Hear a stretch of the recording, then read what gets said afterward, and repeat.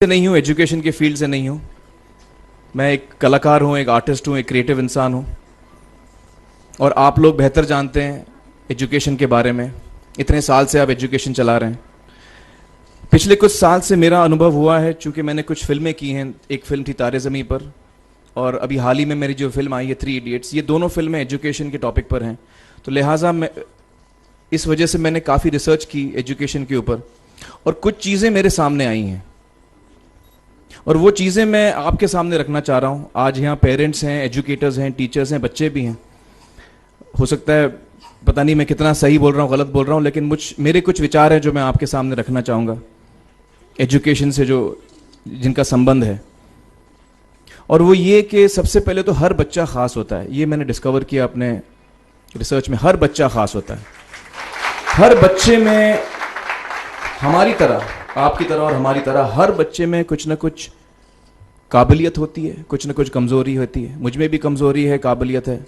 आप में भी कुछ ना कुछ काबिलियत और कमज़ोरी है, और हर बच्चे में कुछ ना कुछ कमज़ोरी और काबिलियत होती है। और हमें as parents, as elders, as education system, हमें हर बच्चे की खासियत को पहचानना है, उसे मदद करनी है। उसकी क्या खासियत है, उसका क्या दिल चाहता है, उसे किस चीज़ में खुशी मिलती है, वो हमें उसको हेल्प करना है कि हम उसको वो ढूंढ सके, और उसमें हमें सपोर्ट करना है। और जो उसकी कमज़ोरी है उसमें हमें उसको सपोर्ट करना है।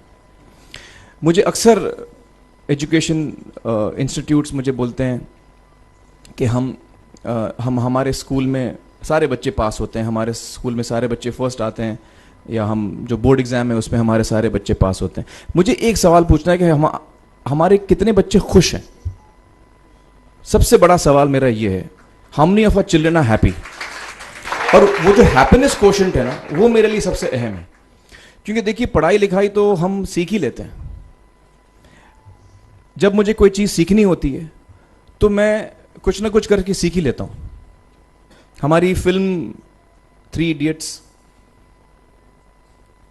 जब रिलीज़ होने वाली थी, रिलीज़ से पहले हमने कई स्क्रीनिंग्स रखे थे, टेस्ट स्क्रीनिंग जिसको हम कहते हैं, जिसमें कि हम ऑडियंस जैसे आप लोग हैं उनको बुलाते हैं, फिल्म दिखाते हैं, उनसे पूछते हैं कि फ़िल्म कैसी लगी। ऐसे एक टेस्ट स्क्रीनिंग हमने किया था। बम्बई में एक फैक्ट्री में कारीगर लोग काम करते हैं, तो करीब 25-30 कारीगर आए थे उस स्क्रीनिंग में। स्क्रीनिंग के बाद उनका एक कारीगर था, उसने मुझसे एक सवाल पूछा। उसने मुझसे ये पूछा, आप लोगों ने फिल्म देखी है 3 इडियट्स? उसमें उसने मुझे एक सवाल पूछा जो बहुत कमाल का सवाल था। उसने मुझे ये सवाल पूछा कि सर, पिक्चर के अंत में हमें पता लगता है कि आप तो रणछोड़ दास थे ही नहीं, रैंचो तो थे ही नहीं आप, तो सर्टिफिकेट तो आपको मिला नहीं, वो तो जावेद जाफरी को मिल गया। तो आप इतने बड़े साइंटिस्ट कैसे बन गए? इतने बड़े पेटेंट्स, 400 पेटेंट्स, जापानी लोग आपके पीछे पड़े हैं, तो आपको सर्टिफिकेट तो मिला नहीं, तो आप इतने बड़े साइंटिस्ट कैसे बन गए? बहुत ही अहम सवाल है ये, बहुत ही इंपॉर्टेंट सवाल है। और ये जो मुद्दा है उसके हार्ट में जाता है ये, कि जब मैं एग्जाम के लिए रट के जवाब देता हूं और वो जवाब में मुझे नंबर मिलते हैं और मैं पास हो जाता हूं, तो मेरे हाथ में एक पर्चा आता है जो मुझे कहता है कि मैं पढ़ा लिखा हूं। लेकिन वाकई मैं पढ़ा लिखा हूं या नहीं, ये अभी तक हमको श्योर मालूम नहीं है। लेकिन जब आप नॉलेज चाहते हैं कि आपको मिले, विद्या मिले आपको, तो फिर वो कागज का मायने कुछ होता नहीं है। तो मैंने उसको जवाब में 2 सवाल पूछे। मैंने बोला उसको कि भैया, आपको क्या लगता है मैं अच्छा एक्टर हूं? उसने बोला हाँ, देश भर में आप सब लोग मानते हैं आपको, आप अच्छे एक्टर हैं। मैंने उससे कहा कि भैया, मेरे पास कोई सर्टिफिकेट नहीं है जो कहता है कि मैं अच्छा एक्टर हूं। मेरे पास कोई कागज नहीं है जो मुझे बोलता है कि मैं अच्छा एक्टर हूं। मैंने फिर उससे एक सवाल पूछा कि मैंने सुना आप बहुत अच्छे कटर हैं, आपके जो बॉस मुझे बताते हैं कि आप उनके मेन कटर हैं और आपकी बड़ी इज्जत करते हैं वो, आपके पास कोई पर्चा है, सर्टिफिकेट है जो मुझे बताता है कि आप कटर हो? उसने बोला नहीं सर। तो मैंने बोला आपका जवाब आपको इधर ही मिल गया। Education is beyond marks, education is beyond grades, education is what you learn. और मेरी इच्छा है कि हिंदुस्तान में हम एजुकेशन को इस नजरिए से देखें कि हम अपने बच्चों को वाकई शिक्षा दें। और शिक्षा हम खुशी से दें, क्योंकि शिक्षा में सिर्फ ज्ञान नहीं होता, शिक्षा में एक और चीज़ मिली हुई होती है, वो ये है कि हम अपने बच्चों को डेवलप करते हैं एज ह्यूमन बींग्स। आगे चल के वो ज़िंदगी में अच्छे इंसान बने, आगे चल के वो अपने पैरों पे खड़े रह सकें, आगे चल के वो इज्जत की ज़िंदगी जी सकें, आगे चल के वो दूसरों के बारे में ध्यान रखें, आगे चल के वो किसी के चेहरे पे मुस्कुराहट ला सकें, आगे चल के वो किसी की मदद कर सकें। This is what we should develop of our children. ये मेरी फीलिंग है। मैं जहाँ भी देखता हूँ, ये मेरे साथ भी हुआ है जब मैं छोटा था। जब से हमारे बच्चे छोटे होते हैं, जब से बच्चे पैदा होते हैं, बच्चा घर आता है, हम बच्चे को पूछते हैं भाई मार्क्स कितने मिले, फर्स्ट आए कि सेकंड आए? वो बोलता है सेकंड। सेकंड आए तो अरे फर्स्ट नहीं आए, डांट पड़ती है उसको। जो बोलता है मैं 10th आया तो उसकी तो हालत ही बुरी हो जाती है।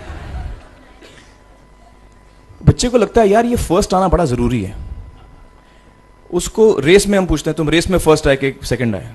में हम उसको बचपन से, जब से वो केजी लोअर केजी में होता है, जब लोअर केजी में रेस होती है, चमचा मुंह में लगा के उसमें नींबू डाल के भागते हैं।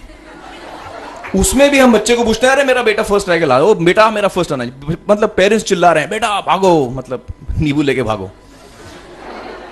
तो उसमें होता क्या है कि बच्चे को लगता है कि यार ये बड़ा जरूरी है। मेरे पेरेंट्स को हमेशा, मेरे पेरेंट्स मुझे एक ही सवाल पूछते हैं, मैं फर्स्ट आया कि नहीं। उसके जहन में ये बात बैठ जाती है कि मेरे को अव्वल आना है, मेरे को कंपीट करना है, मेरे को बाकी लोग से आगे निकलना है। टीचर्स भी यही सवाल उसको पूछते हैं आमतौर पे, ये मेरे साथ हुआ है। होता क्या है कि जब वो बच्चा 21 साल का होता है तो वो बड़ा सेल्फिश हो जाता है, और उसको सेल्फिश हमने बनाया, हमारे सिस्टम ने बनाया। वो अपने बारे में सोचता है और किसी के बारे में नहीं सोचता है, क्योंकि यही हमने उसको ट्रेन किया है बचपन से। बचपन से हमने उसको यही ट्रेन किया कि बेटा तुम पहले आना, बाकी सब लोग को भूल जाओ। तो जब वो नौजवान बनता है तो उसका नजरिया सोसाइटी की तरफ यही हो जाता है कि भैया मुझे आगे बढ़ना है, बाकी सब बाय हुक और by crook I must succeed, I don't care about anybody else. मेरा ये दिल कहता है, मेरा ये दिल चाहता है कि अगर हम जितने यहां पेरेंट्स हैं, एडल्ट्स हैं, यंगस्टर्स हैं जो कल जाके पेरेंट्स बनेंगे, अगर हम अपने बच्चों को ये सीख दें जब वो छोटे हैं, जब वो घर आए हम उसको ये सवाल पूछें, ये नहीं पूछें कि मार्क्स कितने मिले, उसको ये पूछें कि बेटा आज तुमने किसकी मदद की, आज तुमने किसके चेहरे पे मुस्कुराहट लाई। अगर हम उसको ये पूछें तो उसको ये लगेगा कि यार जरूरी ये है। मेरे पेरेंट्स मुझे हमेशा ये पूछते हैं, मार्क्स का तो कभी पूछते नहीं, वो मुझसे ये पूछते हैं कि भैया तुमने किसको हेल्प किया आज। तो हेल्प करना लोगों को, लोगों के बारे में सोचना, लोगों के चेहरे पे मुस्कुराहट लाना, ये मेरे पेरेंट्स के लिए बड़ा इंपॉर्टेंट है। साइकोलॉजिकली वो इस चीज के साथ बड़ा होगा, स्कूल वही जाएगा, पढ़ाई लिखाई वही करेगा, वो उसका नजरिया थोड़ा बदल जाएगा।